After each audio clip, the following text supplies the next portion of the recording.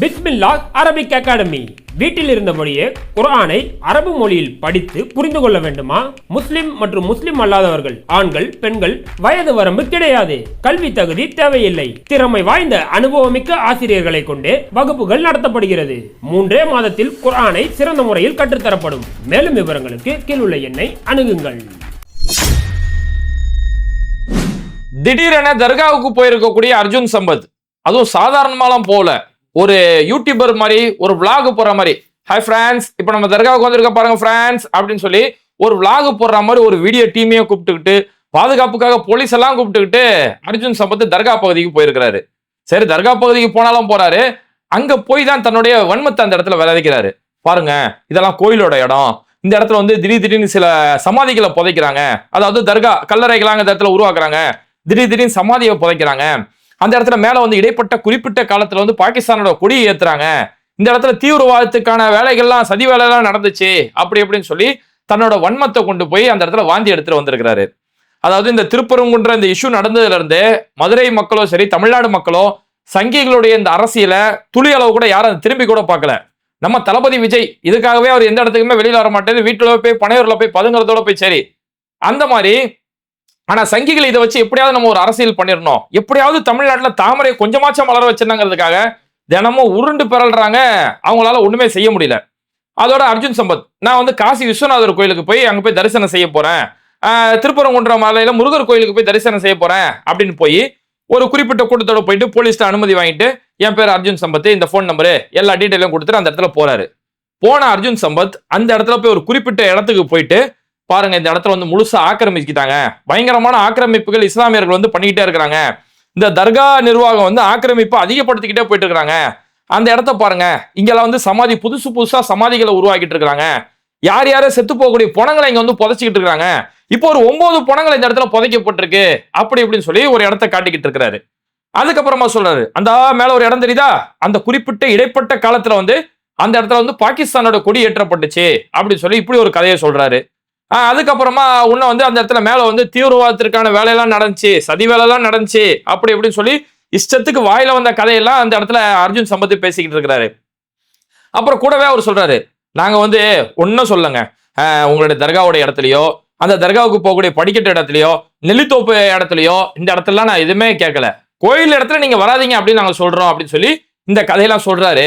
ஆனா இந்த ஒட்டுமொத்த கதையும் அர்ஜுன் சம்பத் எந்த இடத்துல நின்று சொல்றாருன்னா, அந்த நெல்லித்தோப்பு இருக்கு இல்லையா, நெல்லித்தோப்புல நின்றுட்டு தான் உள்ள கதையை அர்ஜுன் சம்பத் பேசுறாரு. அதாவது இந்த இடத்துல சமாதிகளை புதைக்கிறாங்க அப்படி இப்படி ஒரு கதையெல்லாம் சொல்றாரு இல்லையா. இது தர்காவுக்கு சொந்தமான ஒரு இடம். 1924 அன்னைக்கு பிரிட்டிஷ் கவர்மெண்ட்லயே நீதிமன்றம் தீர்ப்பு கொடுக்கப்பட்டிருக்கு. இந்த ஒட்டுமொத்த திருப்பரங்குன்ற மலையில 33 ஏக்கர் அளவுக்கு அது தர்காவுக்கு சொந்தமான ஒரு இடங்க. அது எந்த இடம்னா இந்த நெல்லித்தோப்பு பகுதி, அந்த தர்காவுக்கு போகக்கூடிய படிக்கட்டு இருக்கக்கூடிய பகுதி, அந்த தர்காவுடைய இடம், அங்க தொழுகை நடத்தக்கூடிய ஒரு சின்ன பள்ளிவாசல், இது எல்லாமே ஒட்டுமொத்தமா சேர்த்து 33 ஏக்கர். இது எல்லாம் தர்காவுக்கு சொந்தமான இடம். இந்த 33 ஏக்கர் தவிர்த்து மீதி எல்லாமே கோயிலுக்கு சொந்தமான இடம் அப்படின்னு சொல்லி 1924 தீர்ப்பு கொடுக்கப்பட்டது. அந்த தீர்ப்பு திரும்பவும் 2014 தீர்ப்புலையுமே உறுதி செய்யப்பட்டது. அப்ப இந்த தர்காவுக்கு சொந்தமான நெல்லித்தோப்பு இடத்துல போயிட்டு, இங்க பாருங்க, இங்கெல்லாம் கல்லறைகளை உருவாக்குறாங்க, புணங்களை இந்த இடத்துல புதைக்கிறாங்க அப்படின்னு சொல்லி தர்கா இடத்துல போயிட்டு இது மாதிரியான வன்மத்தை அர்ஜுன் சம்பத் பரப்புறாரு. அப்போ இது வெளியில இருந்து பார்க்கக்கூடிய பொதுமக்களோட பார்வைக்கு இவங்க எப்படி ஒரு விஷயத்தை கொண்டு போறாங்கன்னா, ஏதோ கோவில் இடத்துல வந்து பிணங்களை பிதைச்சா மாதிரியும், அந்த இடத்துல வந்து சில சமாதிகளை உருவாக்குன மாதிரியும் இது மாதிரியான ஒரு வன்மத்தை இவங்க விதைச்சுக்கிட்டு இருக்கிறாங்க. சரி, இப்ப அர்ஜுன் சம்பத் தர்கா இடத்துல வந்து ஆக்கிரமிக்கப்பட்டு ஒரு பொய்யான கதை சொன்னாரா, அடுத்து என்ன சொல்றாருன்னு போய் பார்த்தோம்னா, அந்த இடத்துல பாகிஸ்தான் கொடி ஏற்றப்பட்டது அப்படிங்கிறாரு. அதுக்கு என்ன ஆதாரம் சொல்லி கடைசி வரைக்கும் அர்ஜுன் சம்பத் எதுக்கு மேல இவங்கள்ட்ட ஆதாரம் தான் ஏன் சங்கியா இருக்க போறீங்க. அது என்ன அப்படின்னா, பொதுவாகவே இஸ்லாமியர்கள் ஒரு பச்சை கொடி ஏற்றுறது வழக்கம். இஸ்லாத்துக்கும் பச்சை நிறத்துக்கும் எந்த ஒரு சம்பந்தமும் இல்லை. ஆனா பல இடங்கள்ல இந்த பச்சை கொடி ஏற்றுவாங்க. இப்போ உதாரணத்துக்கு முஸ்லீம் லீக் கட்சி இருக்குது. முஸ்லீம் லீக் கட்சி இன்னைக்கு வரைக்குமே ஒரு பச்சை கலர் கொடி, ஒரு பிறை நட்சத்திரம் அதுல இருக்கும். அப்போ முஸ்லீம் லீக்கோடைய கொடி இந்த பச்சை கலர்ல இருக்கும். பல தர்காக்கள்ல பார்த்தோம்னா தர்காக்கள்ல கொடி ஏற்றக்கூடிய வழக்கம் வச்சிருப்பாங்க. அந்த கொடியுமே ஒரு பச்சை கலர் கொடி, அதுல ஒரு பிறை நட்சத்திரம், ஒரு பிறை ஏதாவது ஒன்று இருக்கும். இந்த கொடி தான் வழக்கமா எல்லா தர்காக்களையும் ஏற்றுவாங்க. அப்படி ஒரு கொடி தான் இங்க ஏற்றப்பட்டது. இந்த கொடியை பார்த்துதான் இது பாகிஸ்தான் கொடி அப்படின்னு சொல்லி ஒரு வன்மத்தை பரப்புறாங்க. இந்த வன்மத்தை ஏதோ இவங்க புதுசாலாம் பரப்பல. இதுக்கு முன்னாடி கேரளாவில் தேர்தலுடைய நேரத்தில், அங்க கேரளாவை பொறுத்த வரைக்கும் காங்கிரஸ் முஸ்லீம் லீக் அங்க வந்து ஒரு கூட்டணி கட்சியா இருக்கிறாங்க. அப்போ ஒரு பிரச்சாரத்துக்கு போகும்போது எப்படி அங்க காங்கிரஸ் உடைய கை சின்னம் இருக்கக்கூடிய காங்கிரஸ் உடைய கொடி இருக்குமோ அந்த மாதிரி கூட்டணி கட்சியா இருக்கக்கூடிய முஸ்லீம் லீக் கட்சியோட கொடி இருக்கும். பச்சை கலர்ல அந்த பிறை இருக்கக்கூடிய அந்த கொடி இருக்கும்.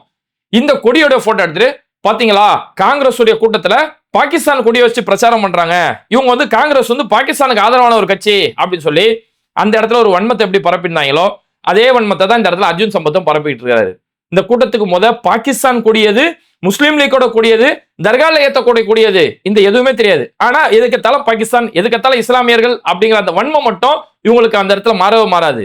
பாகிஸ்தானோட கொடியை பொறுத்த வரைக்கும் பச்சை கலர்ல ஒரு கொடி இருக்கும், அதோட ஒரு பகுதியில வெள்ளை நிறத்துல தனியா இருக்கும், ஒரு வெள்ளை கலர்ல தனியா இருக்கும், மீதி பச்சை கலர்ல இருக்கும், அதுல ஒரு பெற வச்சிருப்பாங்க.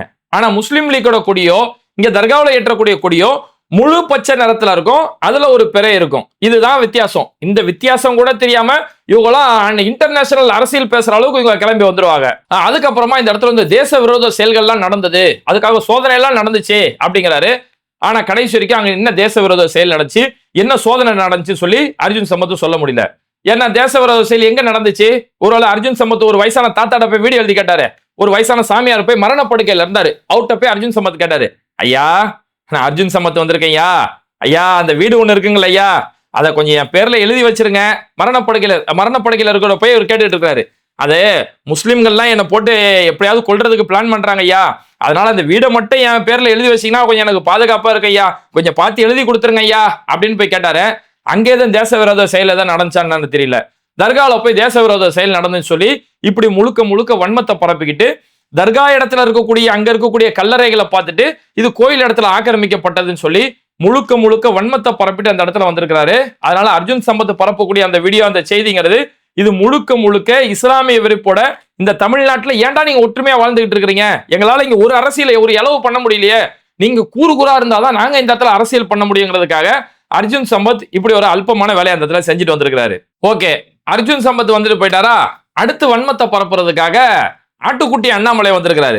அண்ணாமலை ரொம்ப நாளா ஃபீல்டுலயே காணாமன்னு பார்த்தோம்னா இப்ப திரும்ப அடுத்து அண்ணாமலை வந்திருக்கிறாரு. வந்துட்டு இந்த திமுக அரசு ஆட்சிக்கு வந்ததுல இருந்து தமிழ்நாட்டுல 161 கோயில்கள் இடிக்கப்பட்டுருச்சுங்க, இது வரைக்கும் ஒரு தேவாலயம் இடிக்கப்பட்டிருக்குமா, ஒரு மசூதி இடிக்கப்பட்டிருக்குமா, ஆனா கோயில்கள் மட்டும் 161 கோயில்கள் இங்க இடிக்கப்பட்டிருக்கு அப்படின்னு சொல்லி ஏதோ திமுக வந்து இந்துக்களுக்கு எதிரி மாதிரியும் தேடி போய் இந்துக்களுடைய கோயில்களை இடிக்கிற மாதிரியும் திமுக மேல வன்மத்தை பரப்பிட்டு இந்த மாதிரி ஒரு சர்ச்சை அடிச்சிருப்பீங்களா, ஒரு தேவாலயத்தை அடிச்சிருப்பீங்களா, ஒரு மசூதி அடிச்சிருப்பீங்களா அப்படின்னு சொல்லி அண்ணாமலை பேசுறாரு. இல்ல இதெல்லாம் பார்க்கும் போதுதான் இந்த அண்ணாமலை உண்மையாலே ஐபிஎஸ் தான் படிச்சாரா இல்ல வேற என்னமாச்சும் பண்ணிட்டு தான் போலீஸா இருந்தாரா அப்படிங்கிற ஒரு சந்தேகம் வருது. ஏன்னா ஒரு யூடியூப்ல நம்ம பேசக்கூடிய நம்மளே ஒரு செய்தியை பதிவிடும் போது அதுக்கு எவ்வளவு ஃபேக்ட் செக் பண்றோம், அந்த தரவை கிராஸ் செக் பண்றோம், அந்த தரவுகளை அவ்வளவு ஆய்வு செய்யறோம். ஆனா நான் ஐபிஎஸ் படிச்சேன் அப்படின்னு சொல்லக்கூடிய அண்ணாமலை இஷ்டத்துக்கு அடிச்சு விடுறாரு. அதெல்லாம் பார்க்கும்போது உண்மையில ஐபிஎஸ் தான் படிச்சு வந்திருப்பாரா அப்படிங்கிற சந்தேகம் நமக்கு உள்ள அந்த சந்தேகம் போக மாட்டேங்குது. சரி, அண்ணாமலை சொல்றாரு உண்மையாவே இந்த மாதிரி தமிழ்நாட்டுல 161 கோயில்கள் இடிக்கப்பட்டதா, தேவாலய மசூதியில இடிக்கப்படலையா அப்படின்னு நம்ம போய் அதோட உண்மைத்தன்மை போய் தேடி பார்த்தோம்னா தமிழ்நாட்டை பொறுத்த வரைக்கும் இப்படி 161 கோயில்கள் இடிக்கப்பட்டிருக்கு, திமுக ஆட்சிக்கு வந்ததுக்கு பிறகு 161 கோயில் இடிக்கப்பட்டிருக்கு சொல்லி எந்த ஒரு ஆதாரமும் இல்ல. ஆதாரம் இல்லாம அண்ணாமலை இந்த கருத்தை எங்க போய் சேதாரமா எடுத்துட்டு வந்திருக்காருன்னு பார்த்தோம்னா இந்த நியூஸ் பாரத்னு சொல்லக்கூடிய ஒரு அமைப்பு, ஒரு வெப்சைட், அது வந்து ஆர்எஸ்எஸ் உடைய இந்த மாதிரியான சங்கிகளுக்கு ஃபேவரா இருக்கக்கூடிய நியூஸ் பாரத்னு சொல்லக்கூடிய ஒரு வெப்சைட். அந்த வெப்சைட்ல 2022 ஜனவரி மாசத்துல ஒரு ஆர்டிகல் ஒன்று எழுதுறாங்க. தமிழ்நாட்டுல திமுக ஆட்சிக்கு வந்ததுக்கு பிறகு 161 கோயில் இடிக்கப்பட்டது அப்படின்னு சொல்லி ஒரு செய்தி பதிவிடுறாங்க. ஆனா இந்த செய்திக்கு இதுதான் ஆதாரம், உண்மையால இந்த இடத்துல இந்த கோயில் இடிக்கப்பட்டதுன்னு சொல்லி அவங்களும் கடைசி வரைக்கும் எந்த ஒரு ஆதாரத்தையும் காட்டல. சும்மா எச்ராஜாவும் அர்ஜுன் சம்பத்தும் எப்படி வந்த இடத்துல வன்மத்தை பரப்பிட்டு போவாங்களோ அப்படி ஒரு வன்மமான செய்தி தானே தவிர அவங்க கடைசி வரைக்கும் எந்த ஒரு ஆதாரத்தையும் காட்டல. அந்த ஆதாரம் இல்லாத ஒரு ஆர்எஸ்எஸ் உடைய அந்த செய்தியை கொண்டு வந்தா அண்ணாமலை இன்னைக்கு ஒரு 3 வருஷம் கழிச்சு, அது 3 வருஷம் பழைய செய்தி, அதே இன்னைக்கு 3 வருஷம் கழிச்சு எங்கேயா கூகுள்ல எங்கேயா தேடி கண்டுபிடிச்சு எடுத்துட்டு வந்துட்டு அதை போட்டு தமிழ்நாட்டில் 161 கோயில்கள் இடிக்கப்பட்டிருக்கு சார் அப்படின்னு சொல்லி இன்னைக்கு வந்து புழுகு மட்டும் விட்டு போயிருக்கிறாரு. ஆனா தமிழ்நாட்டில் அப்படி அபிஷியலா எந்த ஒரு ஸ்டேட்மெண்ட்டும் கிடையாது. இங்க உண்மையாவே ஆக்கிரமித்து கட்டப்பட்ட இடத்துல அது கோவில்களா இருக்கட்டும், தேவாலயங்களா இருக்கட்டும், எல்லாமே இடிக்கப்பட்டுட்டு தான் இருக்குது. இது திமுக ஆட்சியில மட்டும் இல்ல, இதுக்கு முன்னாடி அதிமுக ஆட்சியிலுமே அது தொடர்ந்து நடந்துட்டு இருக்குது.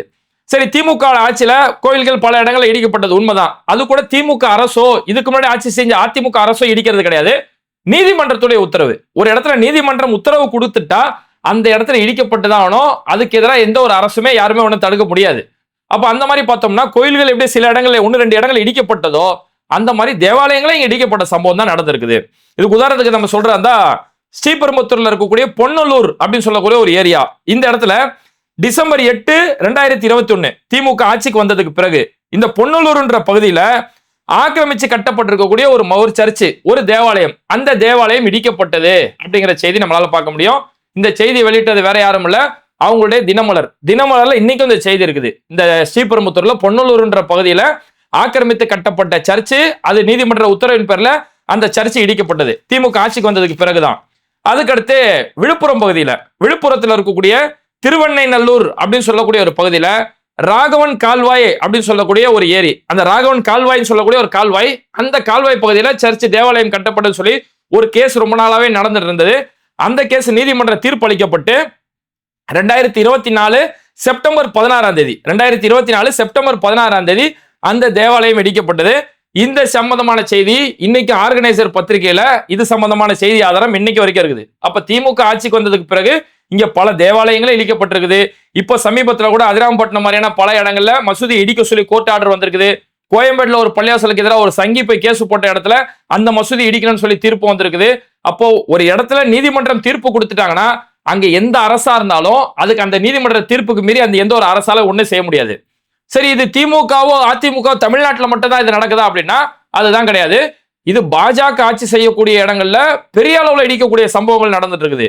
இப்போ நம்ம இருக்கக்கூடிய பார்த்தோம்னா ஜூலை 2024, இப்ப போன ஜூலை 2024 டைம்ஸ் ஆஃப் இந்தியாவில் வந்திருக்கக்கூடிய ஒரு ஆர்டிகல், குஜராத்ல மட்டுமே பாஜக தொடர்ந்து 20 வருஷத்துக்கு மேல ஆட்சி செய்யக்கூடிய குஜராத்ல மட்டுமே 503 கோயில்கள் இடிக்கப்பட்டிருக்கு, 503 வழிபாட்டு தலங்கள் இடிக்கப்பட்டிருக்கு. இதுல அதிகமானது கோவில்கள் அப்படிங்கிற விபரத்தை குஜராத் அரசு, பாஜக ஆட்சி செய்யக்கூடிய குஜராத் அரசு குஜராத் நீதிமன்றத்தில் இந்த அறிக்கையை சொல்லியிருக்காங்க. 503 வழிபாட்டு தலங்களை இடிச்சிருக்கிறோம் அப்படிங்கிற அந்த விபரத்தை குஜராத் நீதிமன்றத்தில் குஜராத் அரசு சொன்ன இந்த செய்தி டைம்ஸ் ஆஃப் இந்தியாவில் 2024 ஜூலை 23 இந்த ஆர்டிகல் வெளியிடப்பட்டது. அப்ப இப்பேற்பட்ட சம்பவங்கள் நடந்தது. அதுக்கடுத்து பாஜக ஆட்சி செய்யக்கூடிய உத்தரகாண்ட்ல, ஏன்னா உத்தரகாண்ட் இன்னைக்கு உத்தரப்பிரதேசத்துக்கு நிகரா மத வெறுப்பை பரப்பிட்டு இருக்காங்க.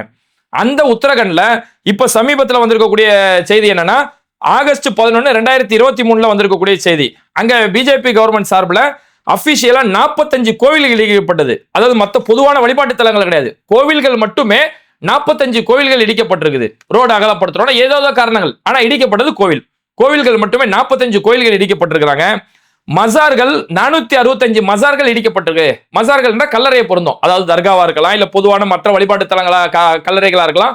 இது மாதிரி கல்லறைகள் மட்டுமே 465 கல்லறைகளும், கோவில்கள் மட்டும் 445 கோயில்கள் இடிக்கப்பட்டிருக்கிற விவரம் ஆகஸ்ட் 11, 2023 இதுவுமே இந்த செய்தி த பிரிண்டோடைய ஊடகத்துல இன்னைக்கு வரைக்கும் அபிஷியலா இருக்கு. இதுக்கான முறையான அனுமதி கொடுத்தது உத்தரப்பிரதேச ஆட்சி செய்யக்கூடிய பாஜக அரசு. அதுக்கு அங்க இருக்கக்கூடிய முதலமைச்சர் புஷ்கர் தாமி அந்த இடத்துல முதலமைச்சரா இருந்துகிட்டு இருக்காரு. அப்போ இப்படி பாஜக ஆட்சி செய்யக்கூடிய இடங்கள்லயுமே 45 கோயில் 500 சில்லற வழிபாட்டு தலங்கள் சொல்லி இது தொடர்ந்து நடந்துகிட்டு தான் இருக்கு. ஏங்க இவ்வளவு போனோம்? நம்ம பிரதமர் மோடிஜி குஜராத்ல ஒரு காலத்துல முதலமைச்சரா இருந்தார் இல்லையா, அந்த டைம்ல எத்தனை கோயில்கள் இடிக்கப்பட்டது அப்படின்னு பார்த்தோம்னா குஜராத்ல மோடி ஆட்சி செய்யும் போது 312 கோயில்கள் சட்டவிரோதமா கட்டப்பட்டிருக்கு அப்படின்ற ஒரு அறிக்கை கொடுக்கப்பட்டு ஒரு இடிக்கக்கூடிய ஒரு நாளை தேர்ந்தெடுக்கிறாங்க. கரெக்டா அந்த தேதி பார்த்தோம்னா 2008 நவம்பர் மாசத்துல டைம்ஸ் ஆஃப் இந்தியால இந்த ஆர்டிகல் இன்னைக்கு வரைக்கும் இருக்குது. 2008 நவம்பர் மாசத்துல டைம்ஸ் ஆஃப் இந்தியா ஆர்டிகல்ல 80 கோயில்களை ஒரே நைட்ல இடிக்கிறாங்க. அன்னைக்கு அங்க முதலமைச்சர் இருந்த நரேந்திர மோடி ஒரு நைட்ல, ஏன்னா கரெக்டா அது இடிக்கக்கூடிய நேரம் எப்படி தெரியுமா, தீபாவளியோட நேரத்துல போய் இடிக்கிறாங்க. தீபாவளி நெருங்கக்கூடிய காலத்துல நைட்டோட நைட்டா நள்ளிரவு நேரத்துல போய் இடிச்சாங்க. டைம்ஸ் ஆஃப் இந்தியா இந்த ஆர்டிகல் எழுதும் போது நள்ளிரவு நேரத்தில் இடிக்கப்பட்டால் யாரும் பெரிய அளவில் போராட்டம் செய்ய முடியவில்லை அப்படிங்கிறது இந்த விஷயத்தை பதிவு செய்றாங்க.